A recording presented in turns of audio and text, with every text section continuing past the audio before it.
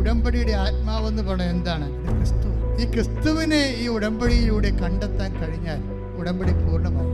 അത് നിത്യത വരെയാണ് അതിൻ്റെ നിയോഗഫലങ്ങൾ നിലനിൽക്കുന്നത്. ഇപ്പൊ നോക്കിയേ, ഇപ്പൊ യുദാസിനെയും കവർ ചെയ്ത് ഈശോ വളർന്നിരിക്കുക. അവൻ വിദ്വേഷത്തിന്റെ പേര് വളരാൻ അനുവദിച്ചില്ല, ആ വിശുദ്ധി നഷ്ടപ്പെടാൻ അനുവദിച്ചില്ല. അവനെ സ്നേഹിത എന്ന് വിളിച്ചുകൊണ്ട് വീണ്ടും ഈശോ താബോറിലെ രൂപാന്തരപ്പെട്ടതുപോലെ ഇവിടെ പ്രായോഗികമായ ഒരു താബോറ, പ്രാക്ടിക്കൽ താബോറാണ് ശരിക്കും പറഞ്ഞാൽ ഈ കാൽവരി എന്ന് പറയുന്നത്. മറ്റൊരു ആശയപരമായ താബോർ നമുക്ക് ദൃശ്യവൽക്കരിച്ചു, പക്ഷേ അത് പ്രയോഗവൽക്കരിക്കണതും ടാഞ്ചിബിൾ ആക്കണതുമെല്ലാം ഈ കാൽവരിയിലെ താബോറുണ്ട്. കാൽവരിയിലെ ഈശോ ട്രാൻസ്ഫിഗറേഷൻ വല്ലാണ്ട് അങ്ങോട്ട് മാറി എന്ന് കഴിഞ്ഞാൽ അവസാനം ഈശോ ക്രൂശിക്കപ്പെട്ടു.